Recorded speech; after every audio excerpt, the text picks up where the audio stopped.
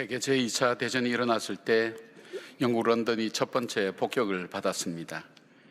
그리고 들려오는 전세의 불리함의 소식은 온 영국 사람들로 하여금 불안과 두려움과 공포에 휩싸이게 만들었습니다. 이때 영국의 왕실과 처칠 수상은 캔터버리 대주교인 윌리엄 템플 주교에게 전 국민에게 보내는 희망의 메시지를 부탁을 했습니다. 윌리엄 템플 주교는 방송을 통해서 역사적인 영국 백성을 향한 소망의 메시지를 전하게 됩니다. 그의 설교 중에 이런 말씀이 있습니다.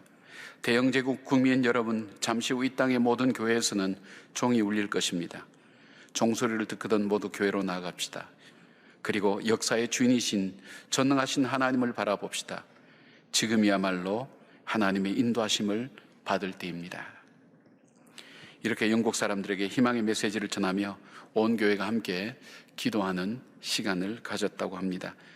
사랑하는 여러분, 오늘도 교회가 정상적으로 예배를 드리지 못하고 영상으로 예배를 드리는 분들이 참 많습니다. 그런데 우리가 각자가 있는 그 자리에서 이 예배 시간마다 우리가 시간과 장소와 마음을 정결하게 구분하여서 하나님께 예배하는 일들이 있고 이 나라와 이 민족을 위하여 기도하는 시간이 된다면 오히려 가장 어려울 때 우리는 참 소망의 등대로 부족함이 없는 역할들을 감당할 수 있으라고 믿습니다. 지금 한국은 한 번도 가보지 못한 길을 가게 됩니다. 특별히 대구와 경북 지역은 거의 패닉 상태로 있다고 얘기를 들었습니다.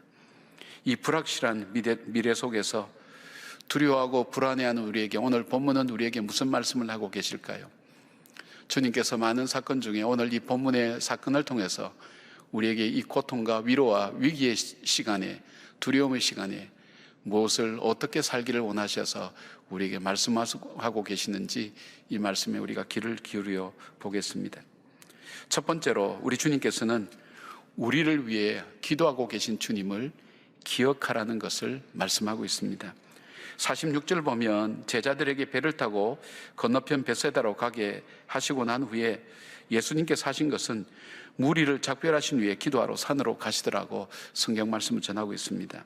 48절 보니까 바람이 거스림으로 제자들이 힘겹게 노젓는 것도 보셨다고 그렇게 말씀하고 있습니다.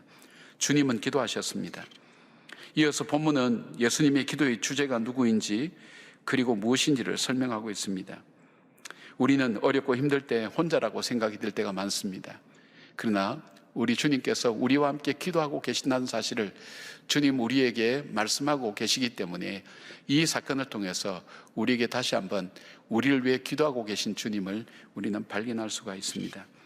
예수님은 자신을 위해서 기도하십니다. 자신의 양식은 아버지의 뜻대로 행하는 것이라고 말씀하셨습니다. 동시에 자기에게 주어진 하나님의 사람들, 그 제자들을 위해서 기도하시는 것을 말씀합니다. 바울은 로마서 8장 34절에 이렇게 말씀합니다. 누가 정죄하리요? 죽으실 뿐 아니라 다시 살아나신 이는 그리스도 예수시니 그는 하나님 우편에 계신 자요 우리를 위하여 간구하는 자신이라 말씀하고 있습니다. 이어서 38절 39절 우리를 위해서 간구하지 않을 수 없는 그리고 이 간구가 중단되지 않는 그 이유를 설명하고 있습니다. 내가 확신하노니 사망이나 생명이나 천사들이나 권세들이나 현재 일어나는 일이나 장래일이나 능력이나 높음이나 깊음이나 다른 어떤 피조물이라도 우리를 우리 주 그리스도 예수 안에 있는 하나님의 사랑에서 끊을 수 없느니라 그렇게 고백합니다. 8장 26절에는 이렇게 말씀합니다. 이와 같이 성령도 우리의 연약함을 도우시나니 우리는 마땅히 기도할 바를 알지 못하나 오직 성령이 말할 수 없는 탄식으로 우리를 위하여 친히 간구하시느니라. 혼자가 아니라 우리 주님께서 우리를 위하여 기도하고 계신다는 것을 기억하고 그리고 성령께서 우리를 도우셔서 우리가 이 상황 속에서 무엇을 기도해야 될지 알지 못하는 우리에게 말할 수 없는 탄식으로 우리를 대신하여 우리가 기도할 바가 무엇인가를 주님께서 기도하고 계신다는 것을 잊지 말고 기억하라는 것입니다. 그리고 이어서 우리가 잘 아는 말씀인 28절 말씀, 우리가 알거니와 하나님을 사랑하는 자 곧 그의 뜻대로 부르심을 입은 자들에게는 모든 것이 합력하여 선을 이루느니라 그렇게 말씀하고 있습니다. 바울도 하나님을 믿고 복음의 사역을 감당해 가면서 시련과 어려움과 환난과 두려움이 그의 삶에 엄습할 때도 그에게 있어서 기억했던 것은 하나님이 지금도 나를 위하여 기도하고 계신다는 것. 그 주님이 나와 함께 계시고 그 주님은 나를 위해 기도하지 않고는 아무것도 하실 수 없는 분이라는 그 담대한 믿음을 그는 기억하면서 믿음으로 걸어간 것을 보게 됩니다.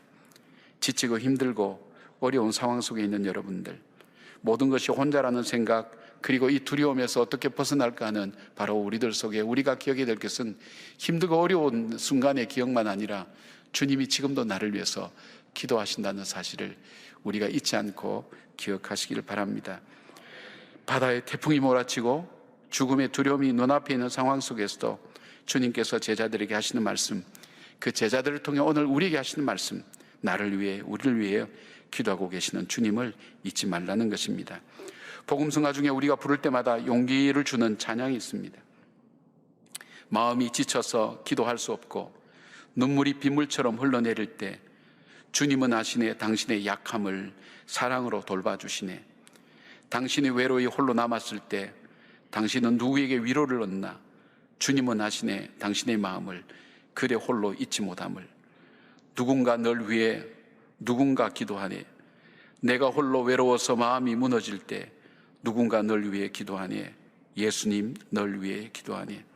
주님은 우리의 약함을 아십니다. 그리고 우리가 외로이 남았을 때 어떤 마음인지도 주님은 알고 계십니다.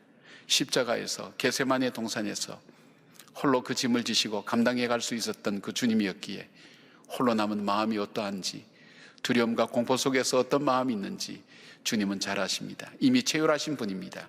그러기에 오늘 두려워하는 우리들에게, 불안해하는 우리에게 주님이 기도하고 계신다는 사실을 여러분 꼭 기억하시고 담대하시길 바랍니다.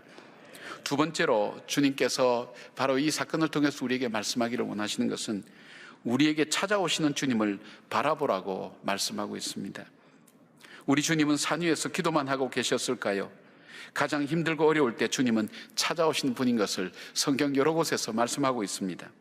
48절 보니까 바람이 거스림으로 제자들이 힘겹게 노젓는 것을 보시고 밤 사경쯤에 바다 위를 걸어서 그들에게 오사 지나가려고 하시매, 49절 보니까 제자들이 그가 바다 위로 걸어오심을 보고 유령인가 하여 소리 지르니, 이 두 절에서 예수님께서 하신 일이 무엇입니까? 보셨다는 것, 걸어서 그들에게 오셨다는 것, 그가 바다 위로 걸어오셨다는 것.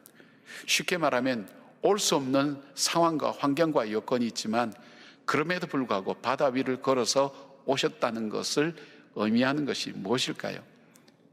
세상에 어떤 사람도 도와줄 수 없는 그 상황, 어려움 속에서도 주님은 물 위를 걸어서라도 우리에게 찾아오시는 분, 그러기에 그분은 거룩한 몸을 입으셨지만 이 땅에 우리와 동일한 육체를 입으시고 이 땅에 오셔서 우리와 함께 되셔서 우리에게 찾아오실 수 있었던 것입니다. 성육신 하신 이유가 뭘까요? 우리가 주님께로 갈 수 없기에 주님께서 우리에게 찾아오셔서 우리의 허물과 죄를 대신 짊어지시고 십자가에 달려 돌아가신 그 하나님의 사랑을 우리는 볼 수가 있습니다.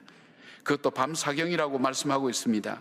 이스라엘 시간으로 사경은 새벽 3시부터 6시쯤, 노를 젓다가 지쳐서 이제는 우리의 노력이 모든 것이 끝이 났다고 포기할 즈음에 가장 새벽 동력이 트기 전에 메손 바람이 불어치는 바로 그 시간, 더 이상 우리가 할 수 있는 것은 아무것도 할 수 없다는 바로 그 시간, 주님은 바다 위를 걸어서 올 수 없는 그 거리를 찾아오시는 주님이시라는 것.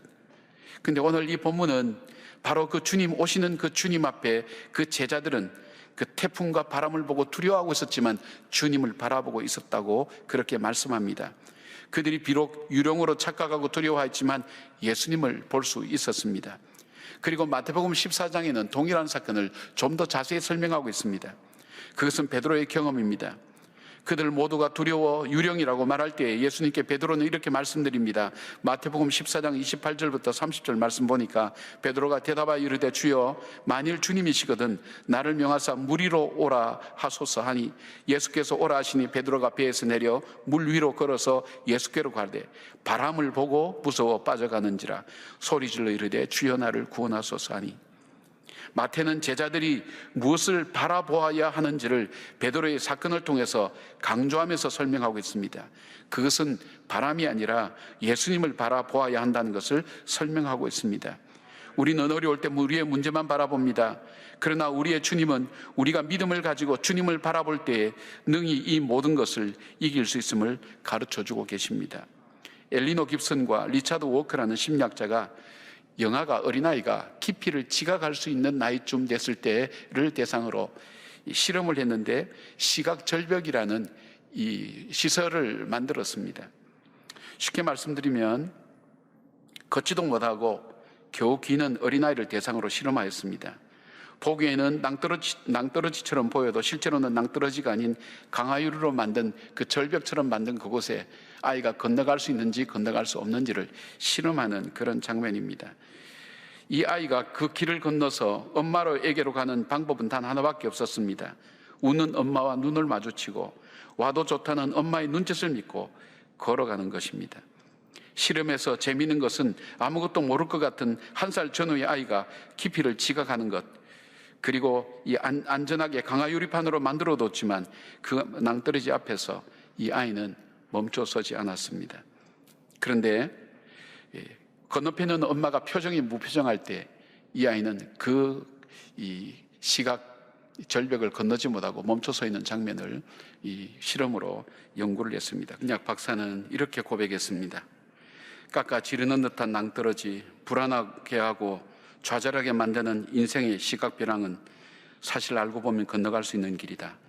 그것을 건너는 방법은 단 하나, 나를 위해 십자가의 독생자를 이어주신 하나님의 사랑을 의지하고 그분께 시선을 두고 그분을 신뢰하며 가는 것이다. 그렇게 고백했습니다. 오늘 우리가 우리 인생의 절벽을 바라보며 더 이상 갈 수 없지만 우리를 사랑하시는 그 주님을 바라보며 오라고 말씀하시는 그분의 말씀을 순종하며 나갈 때 우리가 능히 건너갈 수 있는 것입니다. 이것은 모세를 통해서도 여호수아를 통해서도 그리고 수많은 성경의 인물을 통해서도 많은 그리스도인의 삶을 통해서도 이미 증거된 것입니다. 사랑하는 여러분, 오늘 우리가 우한 코로나만 바라보고 있는, 그리고 일어나는 현상만 바라보면서 우리가 두려워할 것이 아니라 오늘 우리의 시선은 우리에게 웃고 계시고 우리를 구원하고 계시고 우리를 여전히 사랑하고 계시는, 그리고 우리를 위하여 십자가에서 보배로운 피까지 흘리시며 우리를 구속하신 그 하나님의 귀한 사랑에 우리가 주님과 초점 맞추며 걸어갈 때 이 어려운 시간들을 이겨나갈 수가 있는 것입니다. 두려워하지 마시기를 바랍니다. 염려하지 마시기를 바랍니다. 세상 소식 앞에 낙담하지 말기를 바랍니다. 오늘도 우리를 부르시는 그 주님 앞에 서서 주님과 시선을 맞추면서 믿음으로 걸어가기를 원하시는 주님의 귀한 뜻이 오늘 이 예배를 드리는 저와 여러분 속에 전해지기를 원하는 것이 우리 주님의 마음입니다. 밤사경 바다 위를 걸어서 우리에게 오시는, 그리고 우리에게 걸어서 오라고 하시는 그 주님의 말씀에 순종해서 이 어려운 시간을 이겨나가는 우리 모두가 되기를 바랍니다. 세 번째로 하나님께서 이 사건을 통해서 우리에게 말씀하기를 원하시는 것은 주님의 음성을 듣고 믿으라고 말씀하시는 것입니다. 50절 말씀입니다. 그들이 다 예수를 보고 놀람이라. 예수에게서 곧 그들에게 말씀하여 이르시되 안심하라, 내니 두려워하지 말라 하시고. 헬라어는 동사를 통해서 주어를 결정합니다.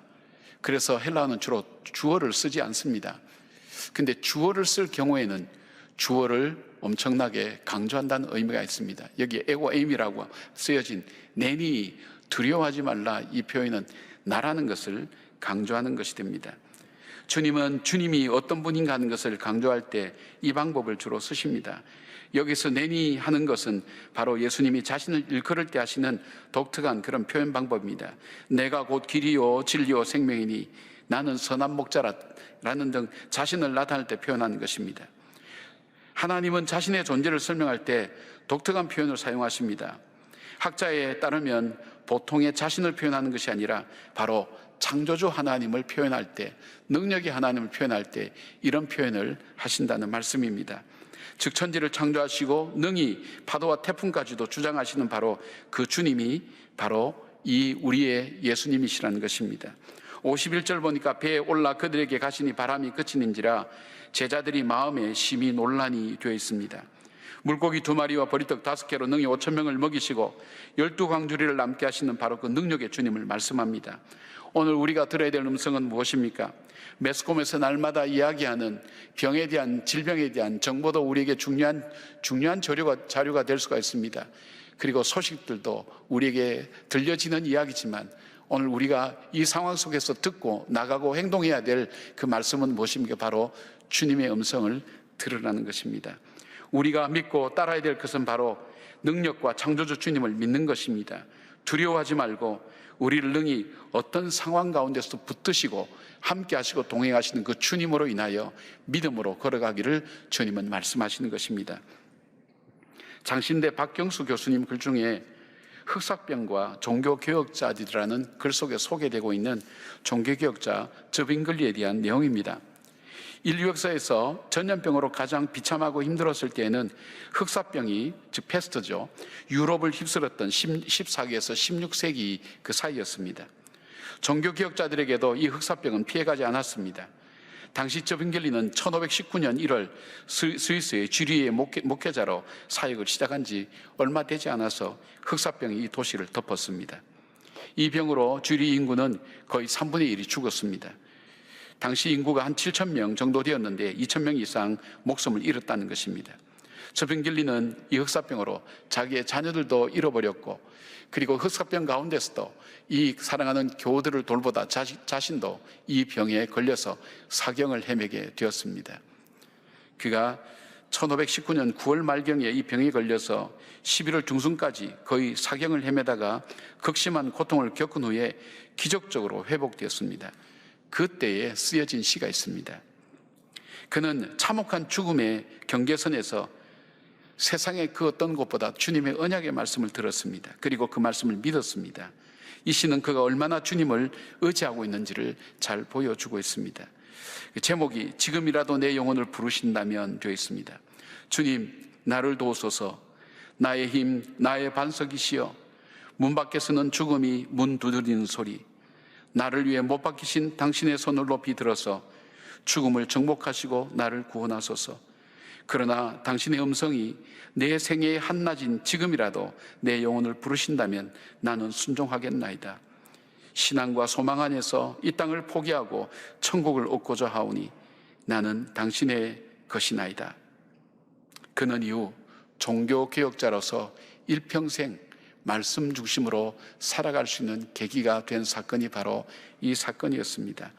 어떤 두려움 앞에도 낙담하지 않고 어떤 위협 앞에서도 타협하지 않고 하나님의 말씀, 주님의 말씀을 듣고 오직 말씀만으로 그 말씀 의지하여 믿음으로 걸어가며 어려웠던 종교개혁자의 길을 걷고 루터에 의해서 이어지는 계속해서 종교개혁의 놀라운 역사의 길을 열어갔던 사람이 된 것을 보게 됩니다. 이 저빙글리의 이 절실한 신앙 고백은 오늘 스위스와 독일 개신교회 찬송가 집에 수록되어 있다고 합니다. 사랑하는 여러분, 이 영상을 통해서 예배를 드린 여러분, 우리는 밤사경 그 파도와 그리고 태풍과 싸우는 사공처럼 이 제자들처럼 두려움과 힘겹게 우리는 싸워가고 있습니다. 특히 대구와 경북 지역에서 사투를 벌이고 있는 여러분들, 그리고 수고하시는 의료진들, 봉사하는 여러분들, 우리는 정말 이 제자들처럼 태풍이 부는 이 바다 위를 헤쳐나가야 되는 엄청난 일들을 경험하고 있습니다.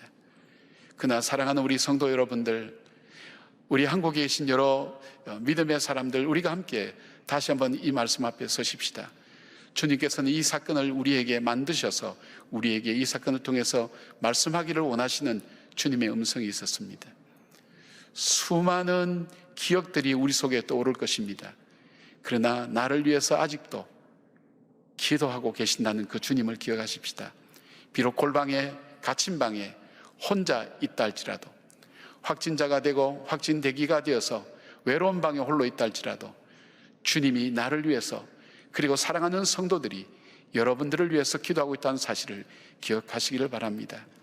그리고 여러분, 두려움과 염려와 걱정되는 문제만 보지 마시고 우리를 사랑하시는 그 주님과 눈이 맞춰주길 바랍니다.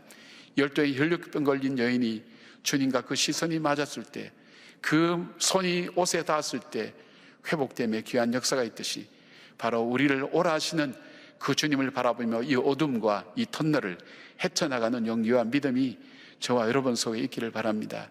그리고 마지막, 우리가 믿고 나가야 될 것은 바로 주님의 음성입니다. 세상의 수많은 소리가 우리 귀에 들려지지만 우리가 듣고 믿음으로 일어서야 될 것은 바로 주님의 음성입니다. 주님의 언약입니다. 그 약속입니다. 그 약속을 다시 붙들고 이 어려움을 헤쳐가며 밤사경에 우리에게 찾아오셨던 그 주님을 만나는 오히려 위험한 기회가 될 수 있는, 복된 기회가 되는 그런 절기가 되고 그런 계기가 되고 그런 사건이 되기를 주님의 이름으로 축복합니다.